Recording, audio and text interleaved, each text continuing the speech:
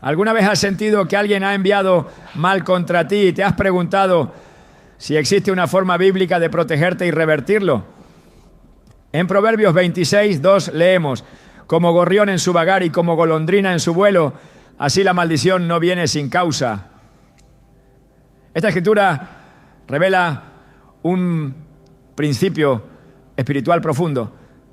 Las maldiciones injustas no prosperan cuando caminamos bajo la cobertura de Dios. Sin embargo, la Biblia también nos enseña que hay actos simbólicos y oraciones de autoridad que pueden reforzar nuestra defensa espiritual. Hoy exploraremos cómo, según las Escrituras, la sal puede ser una herramienta para cortar toda brujería y devolver cualquier mal que haya sido enviado contra ti. Te mostraremos cómo aplicar estos principios con fe y discernimiento. ¿Estás listo para entender lo que Dios tiene reservado para ti cuando eliges caminar en su protección? Desde tiempos antiguos, el corazón humano ha buscado respuestas frente al misterio del mal. Hay momentos en los que sin razón aparente todo empieza a salir mal. Relaciones que se quiebran sin explicación, puertas que se cierran justo cuando estaban a punto de abrirse, enfermedades repentinas, insomnio constante, ataques de ansiedad sin causa visible o esa sensación persistente de estar siendo observado o cargado por una energía invisible. Muchos creen que se trata de simples coincidencias o periodos de mala suerte. Sin embargo, la Biblia revela que en ocasiones estas situaciones pueden ser resultado de ataques espirituales, incluso de maldiciones enviadas por manos que actúan movidas por la oscuridad. Lo que pocos saben es que también la palabra de Dios establece que ese mal no puede tocar tu vida si estás alineado con su voluntad. Y esa es la verdad que hoy comenzaremos a desentrañar. Una verdad que libera, protege y transforma desde lo más profundo. En Proverbios 26:12 nos dice: como el gorrión en su vagar y como la golondrina en su vuelo, así la maldición sin causa no vendrá. Este versículo es mucho más que una observación poética. Es una declaración de poder espiritual. Lo que nos revela es que toda maldición necesita una grieta, una puerta abierta, una causa para tener efecto. Si no la hay, simplemente no puede prosperar. Es como una flecha lanzada al viento que no encuentra blanco donde clavarse. Esta promesa no es una teoría, es un principio eterno de protección que Dios otorga a sus hijos. Muchas personas, al enfrentar circunstancias adversas, buscan soluciones inmediatas sin preguntarse primero si hay una causa espiritual detrás.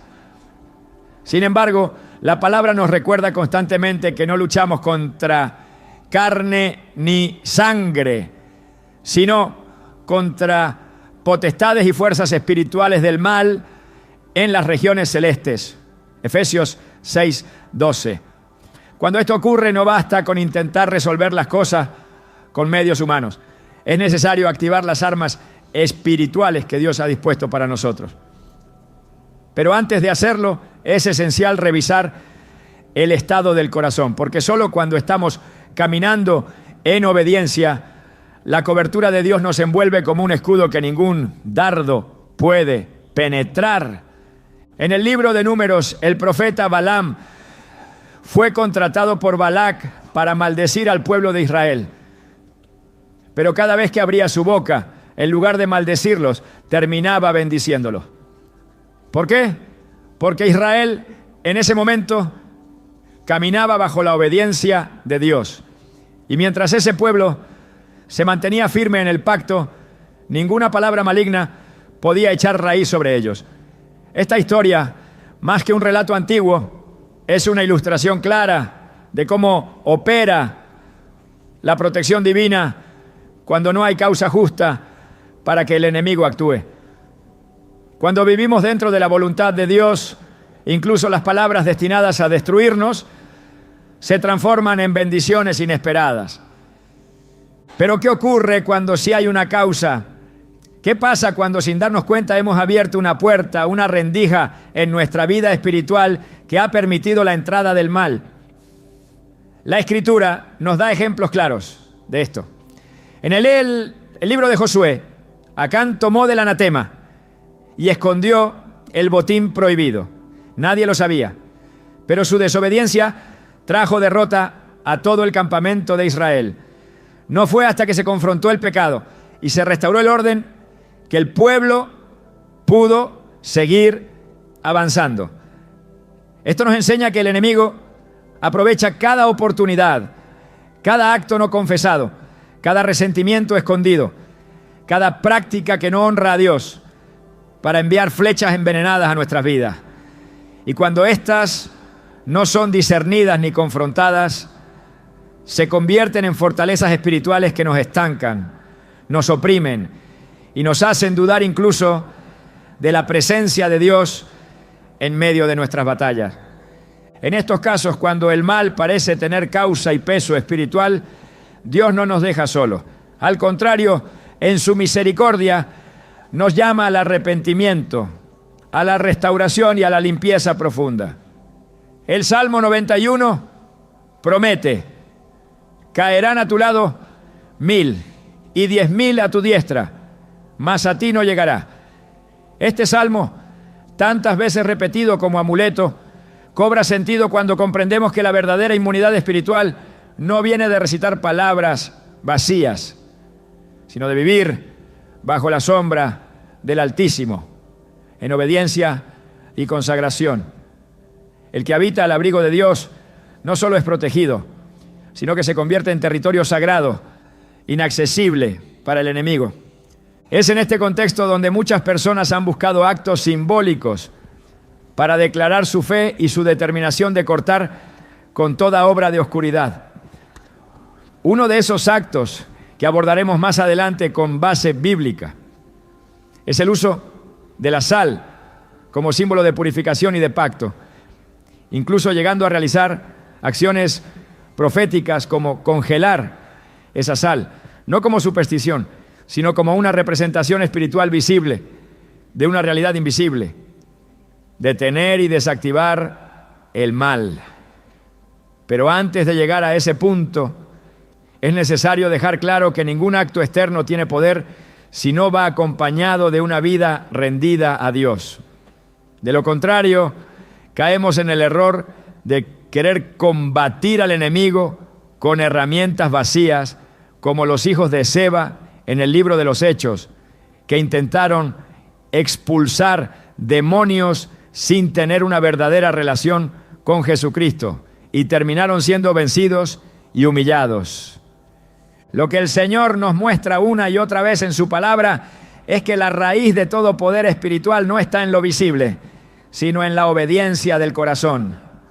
Cuando hay integridad, cuando hay limpieza, cuando hay humillación delante de Dios, el enemigo no puede operar. Esto no significa que no vendrán ataques. De hecho, cuanto más cerca estás de tu propósito, más intensa es la oposición. Pero hay una gran diferencia entre ser atacado y ser destruido. Job fue atacado, pero nunca fue abandonado. José fue traicionado, pero su propósito nunca fue anulado. Daniel fue echado en un foso, pero su integridad hizo que Dios cerrara la boca de los leones. Y en este punto es importante mencionar algo que muchas veces se ignora. No todo lo que ocurre en lo natural tiene una explicación natural.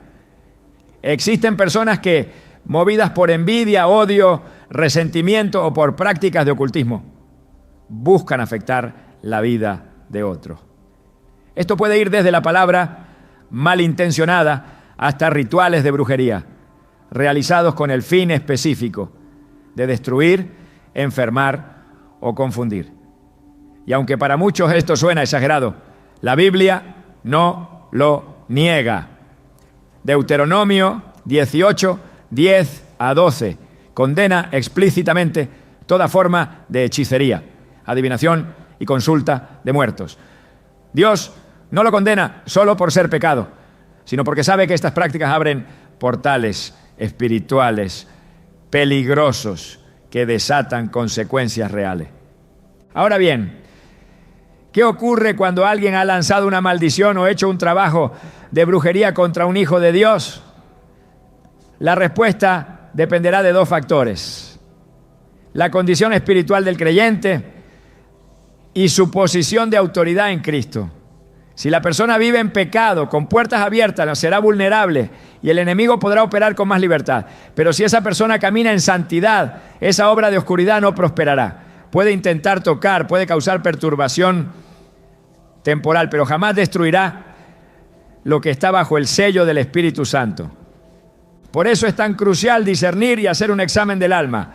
Cuando hay ataques persistentes, cuando hay señales espirituales que indican opresión, la solución no es correr al miedo ni buscar soluciones desesperadas, sino volver a Dios con sinceridad. Confesar, arrepentirse, perdonar, cerrar puertas, renunciar a lo oculto y declarar con autoridad que toda obra del enemigo es cancelada en el nombre de Jesús. Porque la cruz no solo nos limpió del pecado, sino que también desarmó a los principados y potestades, exhibiéndolos públicamente. Colosenses 2:15. Es ahí y solo ahí donde acciones simbólicas como el uso de la sal pueden tener sentido, no como superstición, sino como un acto de fe que representa lo que ya ha sido decretado en el cielo. El creyente no actúa desde el miedo, sino desde la victoria. Y es esa actitud, esa identidad de redimido, la que hace que el enemigo tiemble. Cuando te sabes cubierto, lavado, sellado y llamado por Dios, no hay trabajo de brujería que pueda tocarte. Las palabras caen al suelo. Los conjuros se disuelven. El mal se revierte y regresa a su punto de origen, porque no encontró espacio donde anclarse. Por eso, antes de hablar de congelar la sal, antes de mostrar cómo orar o cómo actuar en lo físico, es necesario que esta verdad quede escrita en el corazón. Si estás en Cristo, eres una nueva criatura y lo viejo ha pasado. Las cadenas se rompieron. Las maldiciones generacionales fueron cortadas. Los pactos ocultos fueron anulados. Eres templo del Espíritu Santo y ninguna arma forjada contra ti prosperará. Esa es la verdad que nos da paz, que nos da fuerza y que nos prepara para lo que viene. A lo largo de las Escrituras hay elementos que Dios ha utilizado de forma repetida, no solo como objetos físicos, sino como símbolos cargados de un poder espiritual profundo. Uno de esos elementos es la sal. Lejos de ser un simple ingrediente cotidiano, la sal aparece en momentos claves de la Biblia, representando pureza, permanencia, consagración y pacto.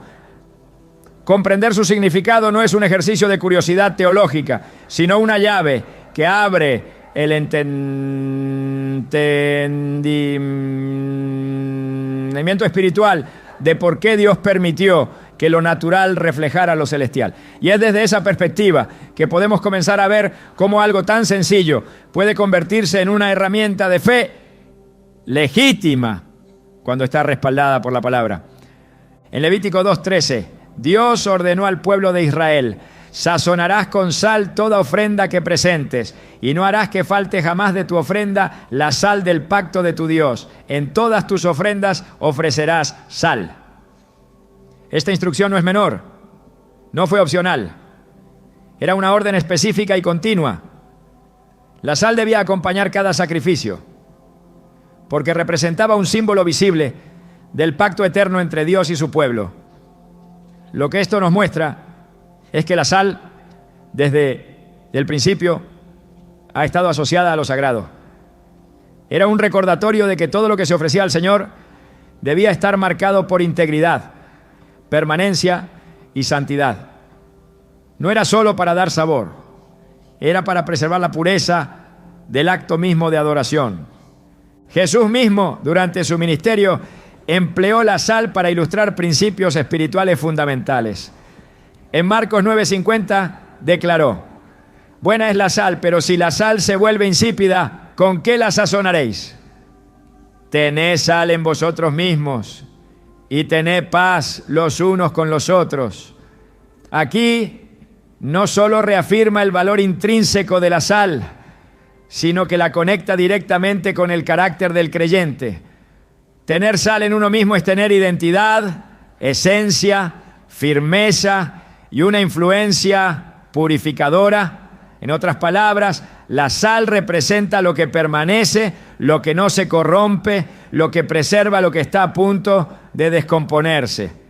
Esta imagen no es casualidad. En el mundo antiguo la sal se utilizaba precisamente para evitar la corrupción de los alimentos. No existían refrigeradores, por lo tanto los alimentos perecederos eran preservados con sal para que no se echaran a perder. Al usar esta imagen, Dios nos está enseñando que la vida del creyente también debe actuar como un agente de preservación espiritual, como algo que impide que el mal avance, que la corrupción se extienda, que la decadencia domine. La sal entonces no solo purifica, también impide la contaminación.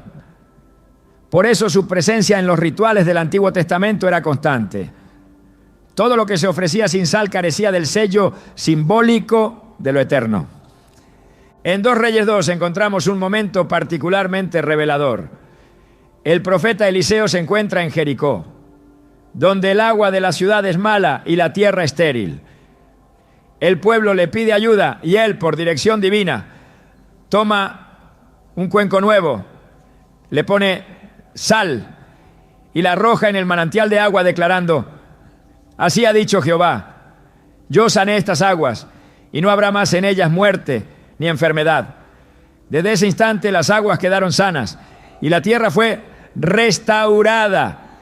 Este relato no es un acto de magia ni una superstición antigua, es una intervención espiritual usando un acto simbólico ordenado por Dios. La sal fue el instrumento, pero el poder fue de lo alto.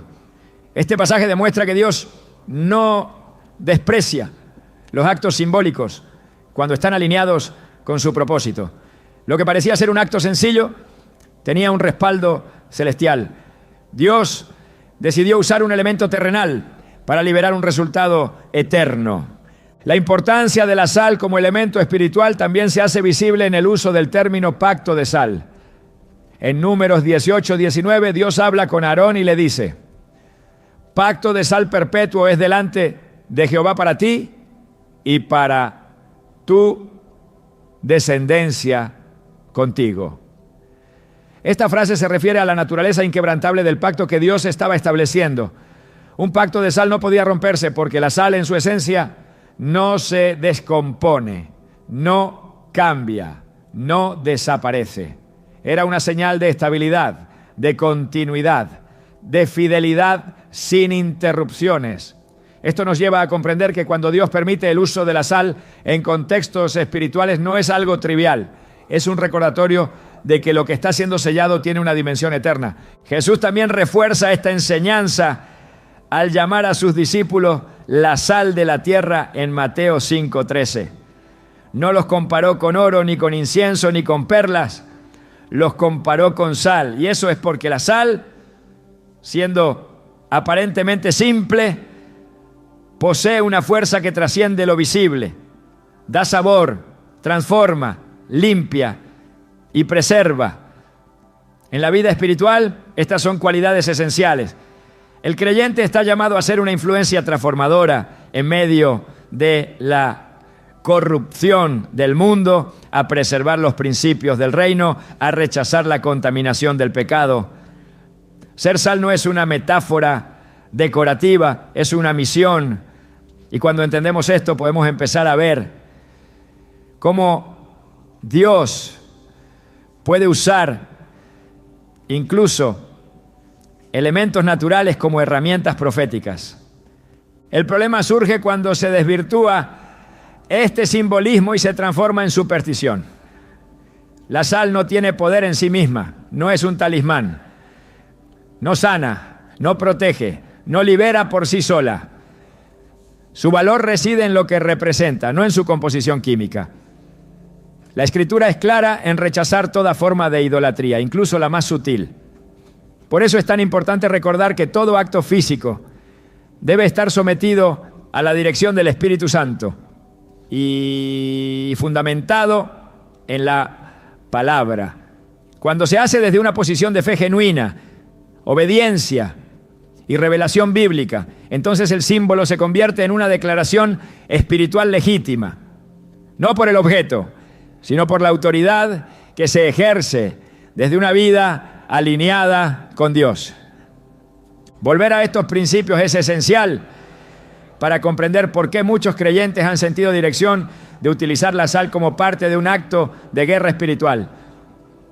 No como una fórmula repetitiva, sino como una manifestación externa de lo que ya está establecido en lo invisible.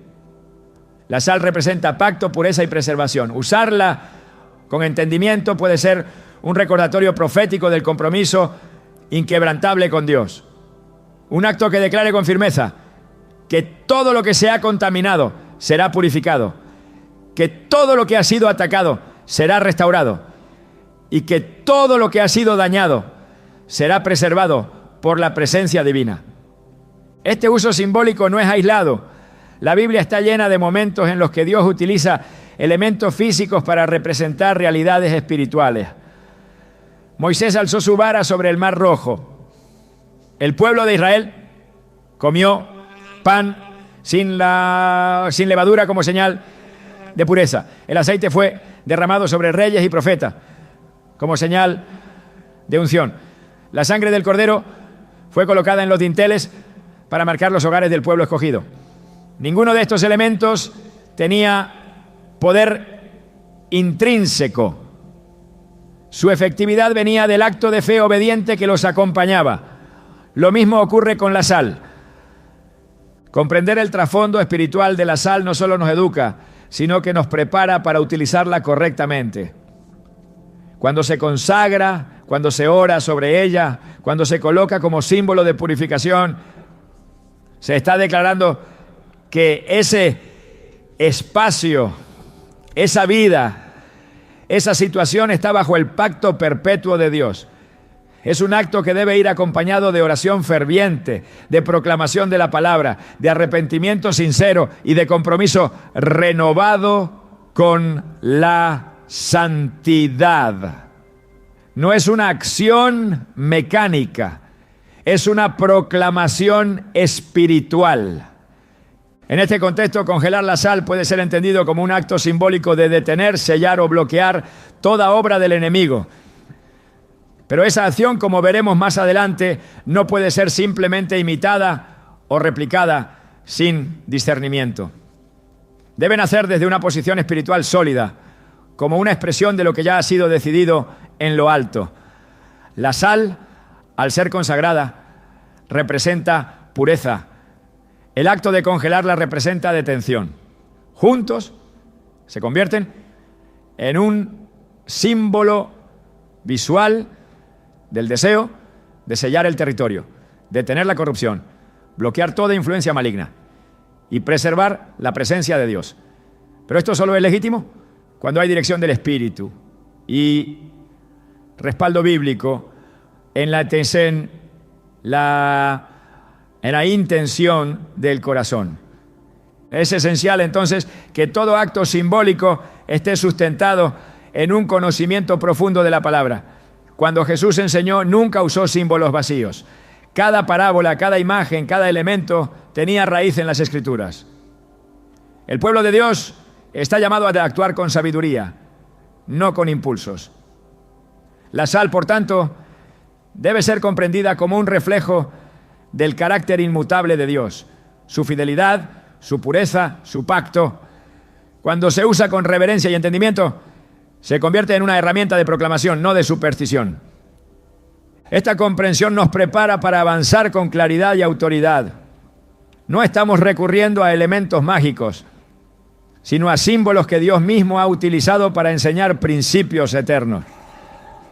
Así como Eliseo arrojó la sal para sanar las aguas Así también hoy podemos declarar restauración y limpieza sobre áreas de nuestra vida que han sido contaminadas, siempre que lo hagamos desde una relación profunda con el Padre y bajo la dirección de su palabra.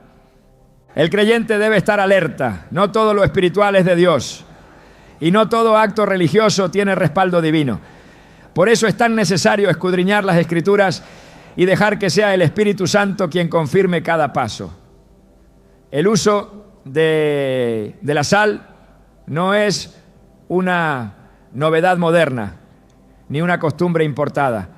Es una enseñanza bíblica que apunta al carácter perpetuo del pacto de Dios con su pueblo. Es una herramienta que, cuando es comprendida correctamente, puede convertirse en un recordatorio visible del poder invisible que nos respalda. En el ámbito espiritual, muchas veces lo visible sirve como una representación de lo invisible. A lo largo de toda la Biblia encontramos cómo Dios usó elementos materiales para manifestar verdades celestiales. Desde la vara de Moisés hasta el aceite de la unción, cada objeto, en manos obedientes, se convirtió en canal de intervención divina. La sal, como ya lo hemos visto, es uno de esos elementos. Pero hay momentos en los que no solo representa pacto y pureza, sino también una acción profética de cancelación y freno ante lo que el enemigo ha querido desatar. Y es aquí donde entra el acto simbólico de congelar sal, no como ritual vacío, sino como un acto de fe que detiene el mal y desactiva todo intento de brujería según los principios establecidos por Dios. Congelar la sal no es un acto mágico, no pertenece al terreno de la superstición. No es una repetición vacía ni una tradición popular sin fundamento. Es una expresión externa que, cuando está respaldada por una vida consagrada, por oración y por la palabra, se convierte en una declaración contra todo poder de las tinieblas. El acto de congelar la sal representa una decisión espiritual, la de detener, sellar y frenar lo que espiritualmente ha intentado avanzar para destruir, manipular o corromper. Esta acción toma mayor fuerza cuando se ejecuta desde una posición de autoridad espiritual, no como una fórmula, sino como un reflejo visible de una verdad celestial. Tal como Eliseo arrojó sal para sanar las aguas, así también el creyente puede declarar por medio de un acto profético que el mal enviado se detiene y pierde toda influencia sobre la vida que ha sido cubierta por Dios. En Mateo 18:18 Jesús dijo: de cierto os digo que todo lo que atéis en la tierra será atado en el cielo, y todo lo que desatéis en la tierra será desatado en el cielo. Esta afirmación poderosa nos revela que hay acciones en la tierra que, cuando son hechas con autoridad espiritual y de acuerdo a la voluntad de Dios, tienen un impacto directo en el ámbito celestial. Atar no se refiere simplemente a palabras dichas con emoción, sino a actos de fe y autoridad que cancelan toda operación del enemigo. En este contexto, congelar sal se presenta como un símbolo de atadura, como una representación visible del freno espiritual que se está decretando contra toda maldición, contra toda palabra de brujería, contra toda obra de confusión o manipulación que ha sido lanzada contra un hijo de Dios. Es importante entender que no todos los ataques espirituales se manifiestan con la misma intensidad ni de la misma forma. A veces son enfermedades persistentes que los médicos no logran explicar. Otras veces son conflictos familiares que surgen de manera inexplicable, divisiones en el hogar, pérdidas económicas constantes, insomnio, opresión nocturna o incluso pensamientos intrusivos que aparecen sin causa lógica. En estos casos, si el corazón está limpio y no hay causa justa para que la maldición tenga efecto, se puede ejercer autoridad espiritual para frenarla. Y al congelar la sal, se hace una proclamación visible. que todo intento del enemigo queda paralizado, que toda palabra malintencionada queda sin fuerza y que toda acción lanzada desde la oscuridad es devuelta al lugar de donde salió, sin lograr su objetivo. En Isaías 54:17 se nos garantiza: ninguna arma forjada contra ti prosperará, y condenarás toda lengua que se levante contra ti en juicio. Este no es un simple consuelo, es una promesa activa. Pero su cumplimiento requiere que el creyente sepa quién es, sepa en qué fundamento está parado y sepa cómo ejercer la autoridad que Dios le ha dado. Si una persona vive en obediencia, busca a Dios en santidad y permanece firme en su presencia, entonces puede declarar que todo dardo, todo ataque y toda estrategia del enemigo queda sin efecto. Y cuando lo hace, puede acompañar esa declaración con un acto simbólico que represente lo que ha decretado en el ámbito espiritual. Congelar sal no es un gesto vacío. Es una manera de visibilizar que se ha decretado el fin del avance del mal, que se ha paralizado toda fuerza enviada desde el ocultismo y que el fuego extraño no tiene más poder sobre la vida que ha sido marcada por la sangre del Cordero. El acto de congelar sal debe ser comprendido como una acción que apunta a lo invisible. La sal, como símbolo de pacto, es consagrada en oración y luego se coloca en el congelador, no como una superstición, sino como una forma de declarar que todo lo que ha sido enviado en la oscuridad queda inmovilizado. No se trata de un rito repetido sin sentido, sino de un acto de fe en el que el creyente se levanta en oración y proclama con autoridad que no permitirá que las tinieblas sigan avanzando en su vida, en su casa, en sus finanzas, en su salud, ni en su propósito. Es una manera visual de decir: hasta aquí llegó la obra del enemigo, porque ahora camino bajo la luz del Altísimo. Este tipo de actos que cuando se hacen con discernimiento y fundamento bíblico, despiertan una fe activa. No es la sal la que produce el milagro, es la fe con la que se ora, es la palabra que se proclama, es el nombre de Jesús que se exalta. Congelar la sal no sustituye la oración, no reemplaza la búsqueda de santidad, no elimina la necesidad de obedecer, pero se convierte en un reflejo visible de una decisión espiritual clara. Frenar el mal, cerrar puertas, cancelar pactos oscuros y alinear toda la vida al propósito divino. Y cuando esto se hace con convicción, el enemigo no puede resistir, porque no teme al acto físico, sino a la fe que hay detrás. En muchos pasajes bíblicos, Dios actuó a través de señales físicas, no porque necesitara esos elementos, sino porque sabía que el corazón humano muchas veces necesita ver lo que ha declarado con la boca. Cuando el pueblo de Israel caminaba alrededor de Jericó, no fue el grito lo que tumbó los muros, fue la obediencia. Pero el acto visible fue parte de la victoria. Cuando Moisés tocó el mar con su vara, no fue la vara la que abrió las aguas, fue el poder de Dios. Pero ese gesto activó la intervención divina. Cuando Naamán se sumergió 7 veces en el Jordán, no fue el agua la que sanó su piel, fue la obediencia al mandato profético. Así también, congelar sal, cuando se hace en obediencia y oración, no tiene poder por el hielo, sino por el decreto de fe que lo acompaña. Es un acto simbólico que dice: aquí se detiene el ciclo, aquí se corta el ataque, aquí termina la obra del enemigo. Congelar algo en lo físico es inmovilizarlo, es declarar que no avanzará, que no se moverá más, que ha quedado detenido. Y eso es precisamente lo que se busca en el plano espiritual, cuando se enfrenta a una obra de brujería o maldición.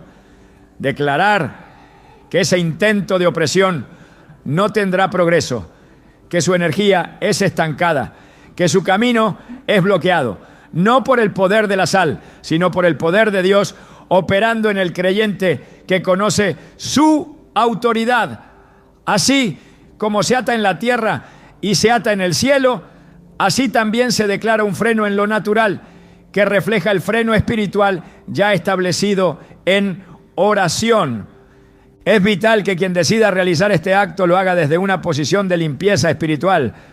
No se puede declarar el fin de la obra del enemigo si al mismo tiempo se tiene odio, falta de perdón o prácticas ocultas no confesadas. La autoridad nace de la pureza y es desde esa posición que se puede tomar la sal, consagrarla con oración y colocarla en el congelador como símbolo de una victoria ya declarada, no para manipular resultados, sino para expresar una verdad espiritual, que en el nombre de Jesús todo plan de las tinieblas ha quedado detenido, neutralizado y sin poder. Esta acción debe ir acompañada por una oración firme, no una repetición vacía, sino una declaración consciente de que se cierra toda puerta abierta, se cancela toda palabra contraria, se corta todo lazo no santo y se proclama que la sangre de Cristo cubre cada área de la vida, porque sin oración, sin palabras, sin fe genuina, el acto se convierte en un simple gesto. Pero cuando hay autoridad espiritual, cada movimiento, cada palabra, cada paso se convierte en una espada en el mundo invisible. Y eso es lo que verdaderamente desactiva el poder del mal. Congelar la sal en este sentido no debe ser visto como una solución mágica ni instantánea. Es parte de una vida espiritual activa, de una búsqueda constante de la presencia de Dios, de una guerra espiritual en la que cada acción está fundamentada en la verdad. Y esa verdad es que el mal no tiene la última palabra, que el enemigo ya fue vencido, que toda artimaña del infierno queda desactivada cuando el pueblo de Dios se levanta en oración, en santidad y en fe. No hay trabajo oculto que resista la luz. No hay maldición que supere la cruz. Y no hay cadena que no se rompa cuando el nombre de Jesús es proclamado desde un corazón rendido. En esta batalla la sabiduría es clave. No se trata de buscar soluciones automáticas, ni de copiar actos externos sin entendimiento. Se trata de caminar bajo la guía del Espíritu, de conocer las Escrituras, de vivir una vida que respalda lo que se declara. El acto de congelar sal tiene valor cuando nace desde esa verdad. No es una fórmula, es una expresión de una fe viva que no solo ora, sino que también actúa. Una fe que no solo espera, sino que también se levanta y declara. Una fe que no teme al mal porque sabe que el poder de Dios es superior. Quienes caminan con Dios no necesitan temer la brujería porque han sido sellados. No necesitan vivir con miedo porque han sido lavados, pero sí deben permanecer atentos, firmes y revestidos con la armadura espiritual. Y si en ese camino sienten dirección de hacer una declaración visible de la victoria espiritual ya obtenida, entonces pueden tomar la sal, consagrarla y colocarla en el congelador con una sola convicción: que toda obra de las tinieblas ha quedado congelada, detenida y anulada por el poder del reino que no conoce derrota. La guerra espiritual no es simbólica, es real, pero también lo es la victoria que Dios promete a quienes le buscan en espíritu y en verdad. Y cada vez que un hijo de Dios se levanta con autoridad, el enemigo retrocede, porque no puede resistir a una vida consagrada, porque no puede tocar lo que ha sido cubierto por la sangre, porque no puede operar donde hay luz. Y es desde esa convicción que se declara con firmeza: el mal ha sido frenado, la obra ha sido desactivada y la victoria está asegurada. No por actos externos, sino por el poder de aquel que reina por los siglos de los siglos. En el corazón del Evangelio hay una verdad que no puede ser ignorada por ningún creyente que desea caminar en victoria. Jesús no solo vino a salvar, vino a establecer su autoridad sobre todo poder, sobre toda oscuridad, sobre todo espíritu que se levante contra la voluntad del Padre. Esta autoridad no fue simbólica ni limitada, fue completa, real, operativa. Y lo más impactante es que esa misma autoridad fue delegada a quienes creen en Él para que ninguna obra del enemigo prospere, para que todo plan de las tinieblas sea desactivado, para que cada trampa espiritual quede sin efecto. Jesús lo dijo con claridad en Lucas 10:19. He aquí os doy potestad de hollar serpientes y escorpiones y sobre toda fuerza del enemigo, y nada os dañará. No es una promesa parcial, es una proclamación directa, sin margen de duda. Toda fuerza del enemigo queda sujeta cuando el Hijo del Hombre actúa por medio de quienes viven en su nombre. No se trata de repetir frases de victoria sin entenderlas. Se trata de asumir una posición espiritual. El enemigo no retrocede ante gritos, retrocede ante autoridad. Y la autoridad no se imita, se recibe por relación. Esa autoridad no se activa por imitación externa, sino por convicción interna. Viene como resultado de estar bajo el gobierno de Cristo, porque solo quien se somete puede ejercer gobierno. Cuando Jesús se enfrentó a los espíritus inmundos, no necesitó rituales ni fórmulas. Bastaba con su voz. Marcos 1:27 lo registra. ¿Qué es esto? ¿Una doctrina nueva? Con autoridad manda aún a los espíritus inmundos y le obedecen. Esa autoridad no fue para impresionar, fue para liberar. Y ese es el mismo propósito de hoy, usar la autoridad de Cristo no para alardear, sino para quebrar yugos, para cancelar maldiciones, para desactivar brujería, para devolver el mal a su origen, sin permitir que destruya lo que Dios ya ha cubierto. El creyente que comprende esta verdad deja de temer, no porque ignore la realidad del mal, sino porque conoce la superioridad de su posición en Cristo. No hay comparación entre las obras de las tinieblas y el poder de la luz. No existe lucha equilibrada entre Dios y el enemigo. La cruz marcó el final del poder absoluto de las tinieblas sobre el ser humano. Colosenses 2:15 lo explica con contundencia. Y despojando a los principados y a las potestades, los exhibió públicamente, triunfando sobre ellos en la cruz. Esa victoria no fue privada ni parcial, fue pública, completa, irreversible. Y esa victoria es la que cada creyente hereda, no como observador, sino como participante activo. Por eso, cuando se enfrenta a una manifestación de mal, ya sea directa o disfrazada, la primera respuesta no debe ser el miedo, sino la afirmación: estoy revestido con la autoridad de Cristo. Y desde esa posición decreto el fin de toda obra maligna. La guerra espiritual no es ficción ni metáfora, es una realidad constante, pero no se libra con armas humanas, ¿no?, sino con armas espirituales. Segunda de Corintios 10:4 lo confirma. Porque las armas de nuestra milicia no son carnales, sino poderosas en Dios para la destrucción de fortalezas. Estas fortalezas pueden tomar muchas formas: pensamientos repetitivos que atormentan, palabras malintencionadas que siembran ruina, ataques invisibles que traen confusión, brujerías disfrazadas de ayuda espiritual, pactos hechos en secreto para destruir lo que Dios ya ha edificado. Frente a todo esto, el creyente no se queda pasivo, se levanta, no con fuerza propia, sino con autoridad celestial. Y esa autoridad no necesita argumentos, porque cuando se ejerce desde una posición real de sujeción a Cristo, es imposible que no haya respuesta del cielo. La autoridad no se improvisa, se construye, se cultiva en lo secreto, se afianza en la obediencia, se afirma en la intimidad con Dios. No es el volumen de las palabras lo que intimida al enemigo, es el respaldo espiritual que esas palabras llevan.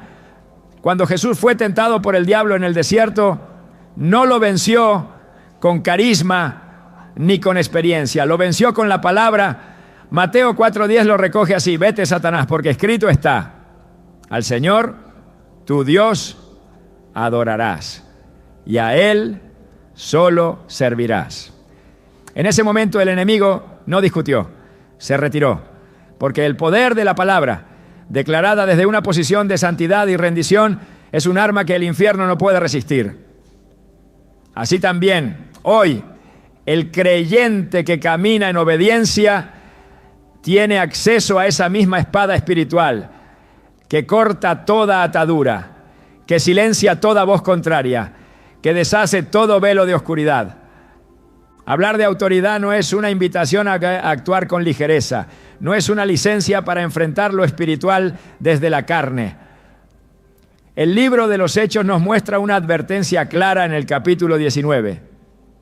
Cuando los hijos de Seba intentaron reprender demonios usando el nombre de Jesús sin conocerlo realmente. El resultado fue desastroso, porque no basta con conocer el nombre, hay que estar en relación con él. Solo quien ha sido revestido de lo alto puede ejercer autoridad sobre lo que opera desde lo profundo. Y esa autoridad no se negocia ni se delega por imitación, es personal, es intransferible, es espiritual. Esta autoridad, cuando se entiende y se aplica, se convierte en una muralla espiritual que ninguna brujería puede penetrar. El enemigo puede lanzar palabras, pensamientos, manipulaciones, pero si encuentra a un creyente firme en la verdad, todo se deshace en el aire. Como se nos dice en Efesios 6:11, vestíos de toda la armadura de Dios para que podáis estar firmes contra las acechanzas del diablo. No es una instrucción decorativa, es una necesidad espiritual. Estar vestido con la armadura implica tener la mente renovada, el corazón limpio, la fe activa, la palabra viva, la verdad abrazada. Y cuando esa armadura está completa, no hay brujería que pueda penetrar, no hay mal que pueda prosperar, no hay dardo que pueda hacer efecto. El creyente que se sabe revestido no reacciona, responde, no huye, se afirma, no se confunde, discierne, porque la autoridad espiritual produce claridad. Y esa claridad expone la mentira, corta la manipulación y revela el origen del ataque. Entonces, con la autoridad recibida no se clama desde el miedo, sino desde la posición de gobierno. Se habla, se reprende, se decreta, se proclama, porque cuando un hijo de Dios levanta su voz con fe, el cielo responde. Y cuando el cielo responde, la tierra se alinea y el infierno retrocede. Esa es la posición desde la cual se activa cualquier acto simbólico que Dios inspire. Como ya se explicó, congelar sal puede ser una representación profética de freno espiritual, pero su efectividad no viene del hielo, sino de la autoridad con la que se acompaña. Por eso es vital entender que toda acción visible debe ser resultado de una autoridad invisible. No es el acto lo que cambia la atmósfera, es la autoridad detrás de él. Y esa autoridad solo se sostiene con una vida rendida, con un corazón consagrado, con una mente alineada a la voluntad de Dios. A lo largo de los evangelios, Jesús nos enseñó cómo actuar ante el mal. Nunca justificó su presencia, nunca negoció con él, nunca retrocedió ante su manifestación. Lo enfrentó, lo reprendió y lo expulsó. Y luego dijo, como el Padre me envió, así también yo os envío. Juan 20:21. Es decir, con el mismo propósito, con la misma misión, con la misma autoridad. No se trata solo de resistir, se trata de avanzar. No solo de protegerse, sino de destruir las obras del diablo. Porque la autoridad delegada no es pasiva, es ofensiva. Está diseñada para establecer el reino donde antes hubo caos, para proclamar vida donde antes reinaba la muerte, para restaurar lo que fue dañado por las tinieblas. Cuando se enfrenta a brujería no se necesita miedo, se necesita revelación. Revelación de quién es Dios, revelación de quién eres en Él, revelación del poder de su sangre, revelación del respaldo de su nombre. Y desde ahí se ejerce la autoridad, no con duda, sino con certeza, no con temor, sino con firmeza, porque la batalla ya fue ganada. Lo que se hace hoy es caminar en esa victoria, proclamándola, estableciéndola, afirmándola en cada rincón donde el enemigo ha intentado avanzar. El mal no se congela por actos humanos, se congela por decretos espirituales. Y esos decretos tienen poder solo cuando son pronunciados por labios que han sido purificados, por corazones que han sido lavados, por vidas que han sido rendidas. Esa es la clave, esa es la base. Desde ahí se deshace toda obra contraria. Desde ahí se cancela toda trampa. Desde ahí se activa la verdadera cobertura. Porque el que habita al abrigo del Altísimo no solo está seguro, está revestido de poder. Y ese poder no es simbólico, es real. Y esa autoridad no es frágil, es inquebrantable. Cuando un creyente se levanta con esta conciencia, no necesita temer a lo oculto, puede discernirlo, enfrentarlo, cancelarlo, porque ha sido revestido, porque ha sido enviado, porque ha sido preparado. Y entonces cada acto, cada palabra, cada gesto profético se convierte en una espada que desgarra lo que estaba escondido, que paraliza lo que se movía en secreto, que congela lo que pretendía avanzar sin permiso. Porque donde hay autoridad, hay victoria. Y donde hay victoria, no hay espacio para el temor, solo para la proclamación segura de que en Cristo toda obra de las tinieblas ha sido desactivada. Y lo que pretendía destruir ha sido reducido a nada. Porque mayor es el que está en ti que el que está en el mundo.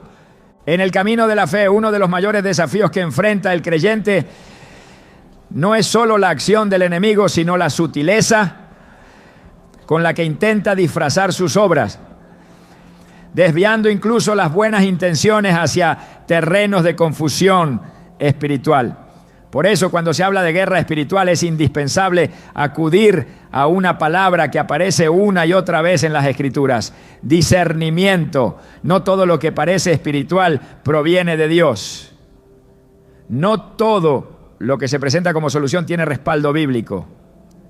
Y cuando se trata de enfrentar maldiciones, brujería o cualquier obra de tinieblas, la línea que separa la fe del error puede tornarse delgada si no se está firmemente anclado en la verdad. El libro de Hebreos enseña que el alimento sólido es para los que han alcanzado madurez, para los que por el uso tienen los sentidos ejercitados en el discernimiento del bien y del mal. Hebreos 5:14. Esta madurez no se alcanza con el tiempo, sino con profundidad en la palabra, con constancia en la oración, con comunión continua con el Espíritu Santo. Porque solo quien ha afinado su oído espiritual puede reconocer cuando algo, aunque aparentemente correcto, ya ha sido contaminado por el enemigo. El error muchas veces se viste de verdad. La brujería puede presentarse disfrazada de ayuda, de consejo, incluso de religiosidad. Y cuando se carece de discernimiento, es fácil caer en el engaño. Por eso el uso de símbolos espirituales como la sal debe estar firmemente alineado con el conocimiento bíblico y con la guía del Espíritu. No es lo externo lo que garantiza la eficacia, sino la intención del corazón y el fundamento sobre el cual se actúa. Si una persona toma la sal con temor, con superstición, con ideas heredadas de prácticas ocultas, no solo está anulando su fe, sino que está abriendo una puerta a confusión espiritual. El poder no está en el objeto, está en la autoridad con la que se actúa. Y esa autoridad solo se sostiene cuando se discierne la diferencia entre lo santo y lo profano. El profeta Ezequiel recibió una advertencia contundente sobre la necesidad de enseñar al pueblo a hacer esta distinción. En Ezequiel 44:23 se le encomienda que enseñen a mi pueblo a discernir entre lo santo y lo profano, y les enseñen a distinguir entre lo impuro y lo limpio. Esta responsabilidad no se limita al Antiguo Testamento. En la actualidad, la Iglesia está llamada a caminar con claridad espiritual. Porque cuando no se distingue entre lo puro y lo impuro, entre lo legítimo y lo manipulado, se abre el camino al error. Muchos han confundido prácticas proféticas con rituales vacíos. Han atribuido poder a elementos en lugar de al espíritu. Han sustituido la revelación por costumbre. Y eso es lo que el enemigo busca, que se desactive el poder real de Dios mediante la adopción de formas huecas. Por esta razón, cada vez que se toma un paso en el ámbito espiritual, debe hacerse con entendimiento. La sal puede representar pacto y purificación, pero nunca debe convertirse en un objeto de dependencia. El acto de congelarla puede tener valor simbólico, pero jamás debe sustituir la oración, la consagración ni la obediencia. La palabra de Dios nunca autoriza prácticas que operan desde el miedo. Todo lo contrario. Segunda de Timoteo 1:7 afirma: porque no nos ha dado Dios espíritu de cobardía, sino de poder, de amor y de dominio propio. Esa declaración es un filtro que puede aplicarse a cada acto espiritual. Esto nace del miedo o de la autoridad.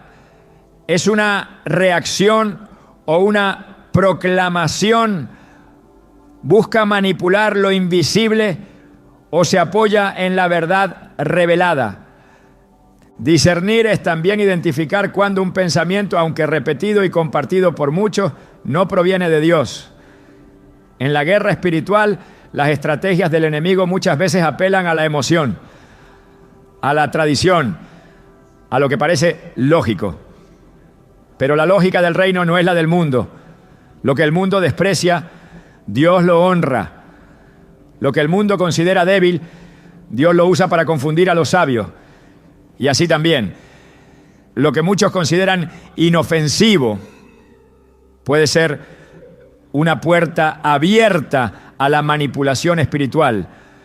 Por eso todo acto debe pasar por el filtro de la palabra, porque solo ella discierne las intenciones del corazón.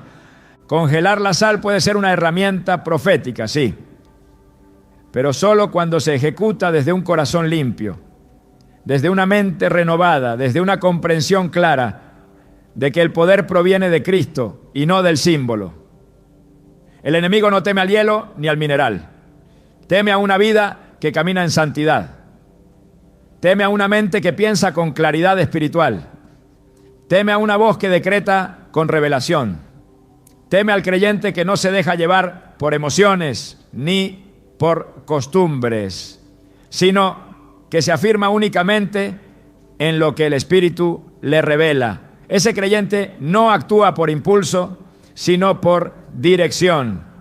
No repite lo que vio, sino que ejecuta lo que ha entendido. Y esa es la diferencia entre una fe viva y una religión vacía. En todo lo que se haga, la clave está en el discernimiento. No es el acto lo que impresiona al cielo, es la obediencia. No es la forma lo que frena el mal, es la verdad con la que se camina. Por eso, más que aprender actos, se necesita formar carácter. Más que acumular técnicas, se necesita buscar sabiduría. Porque solo así se desactiva el engaño. Solo así se camina en victoria. Solo así se devuelve el mal. No con métodos humanos, sino con autoridad divina. Y cuando eso ocurre, el reino se establece, la luz prevalece y el enemigo no encuentra lugar donde operar, porque ha sido discernido, ha sido enfrentado y ha sido vencido. Cuando una vida ha sido tocada por la gracia de Dios, no basta con cerrar puertas al enemigo. Es necesario también llenar cada espacio con la presencia del Espíritu Santo. Una casa limpia pero vacía no es garantía de protección. Jesús lo advirtió con claridad en Mateo 12:43-45, cuando explicó que el espíritu inmundo, al salir del hombre, vuelve y encuentra el lugar desocupado. barrido y adornado. Y al no hallar resistencia toma consigo otros 7 espíritus peores que él y regresan. Este principio revela que la limpieza espiritual debe estar siempre acompañada de proclamación, llenura y consagración. Porque la batalla no se gana solo con expulsar lo malo, sino con establecer lo santo. Por eso toda acción que busque revertir el mal enviado debe culminar en una proclamación firme de la palabra. No se trata de gritar, sino de declarar con fe lo que Dios ya ha dicho. En Jeremías 1:9-10, el Señor tocó la boca del profeta y le dijo: he aquí, he puesto mis palabras en tu boca, para arrancar y para destruir, para arruinar y para derribar, para edificar y para plantar. Esa es la autoridad que se transfiere a todo creyente cuando habla alineado a la Escritura.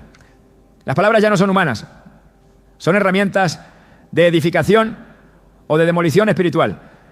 Cuando se proclama que toda maldición queda anulada, cuando se declara que la sangre de Cristo cubre cada área de la vida, cuando se levanta la voz con convicción, no se está pronunciando un deseo, se está decretando una verdad respaldada por el cielo. Pero además de declarar, también es necesario llenar el ambiente con lo que agrada a Dios.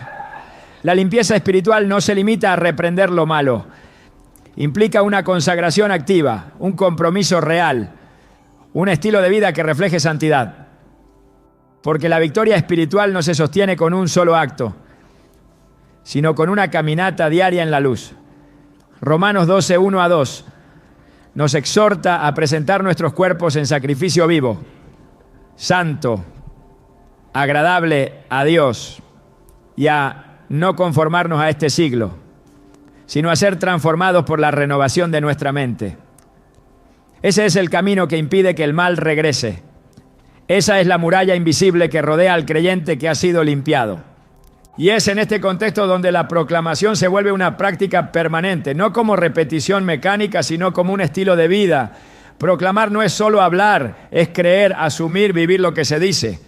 Por eso el salmista escribió: he creído, por tanto, he hablado. Salmo 116:10. Lo que se cree se confiesa, y lo que se confiesa con fe transforma ambiente, rompe ataduras, libera lo oprimido. Es por eso que una oración de limpieza espiritual, cuando es pronunciada con entendimiento y con respaldo de una vida rendida, tiene efectos poderosos, porque no depende de fórmulas, sino de la autoridad del que la pronuncia. Y cuando esa oración se une a una proclamación diaria de la palabra, todo entorno comienza a alinearse con el orden de Dios.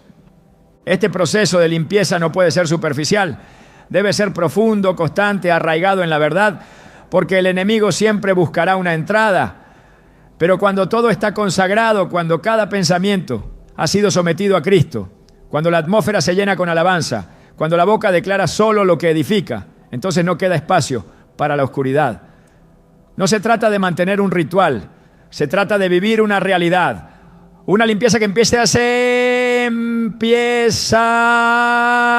en el alma, que se extiende al cuerpo, que se manifiesta en el entorno, una proclamación que no cesa, que se renueva cada día, que se fortalece con cada verdad recibida del cielo. Y cuando eso sucede, toda obra del mal es expulsada sin retorno, porque la luz no deja lugar para la tiniebla, porque la verdad, cuando es proclamada, siempre tiene la última palabra.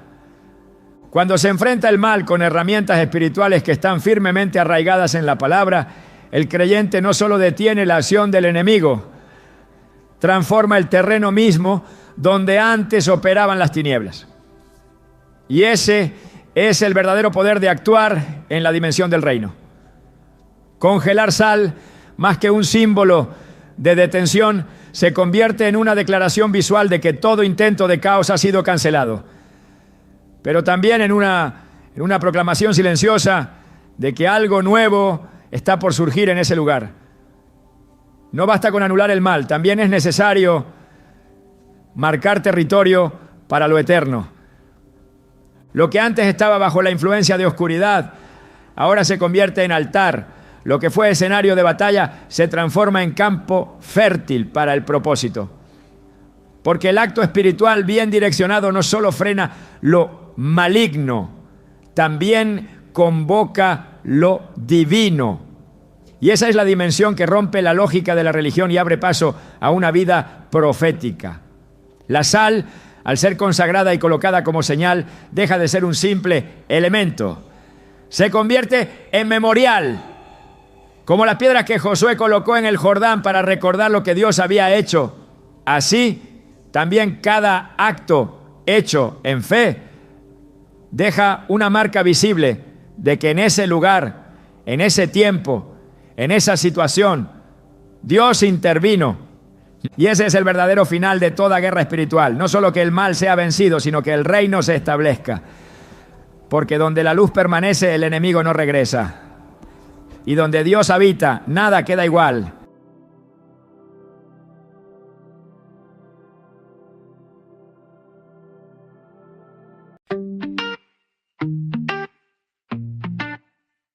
I'm almost fine, don't ask me why.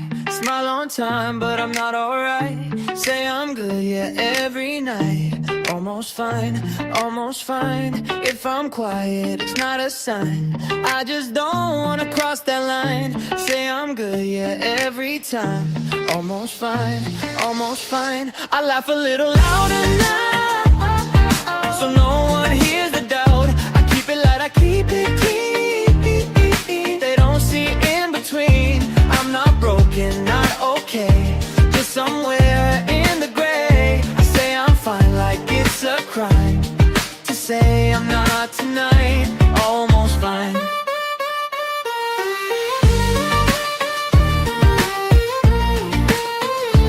Almost fine.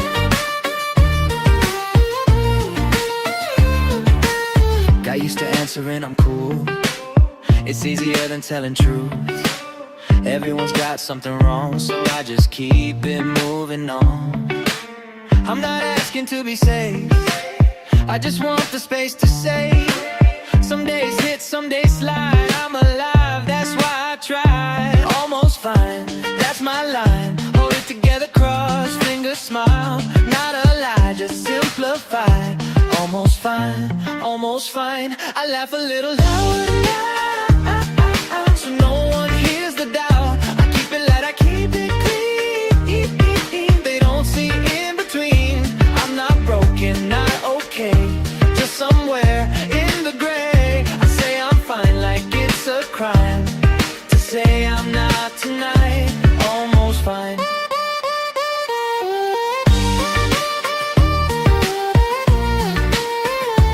Almost fine. I don't post when it's too real. Some wounds don't wanna heal. I don't need a perfect scene, just one night to breathe in peace. If you feel this when I say you're not strange, you're not late. We all walk this thin line between okay and breaking down. Maybe fine doesn't mean strong. Maybe strong means holding on.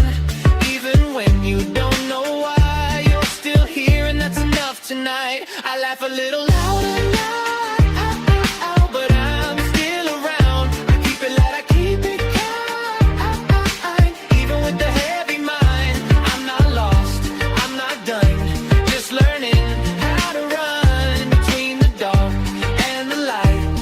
I'm almost fine tonight, almost fine.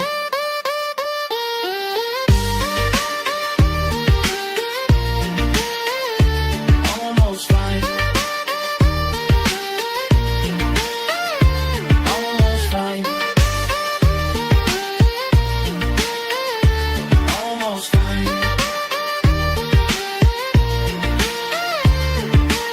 If you feel this, you're not alone. Almost fine.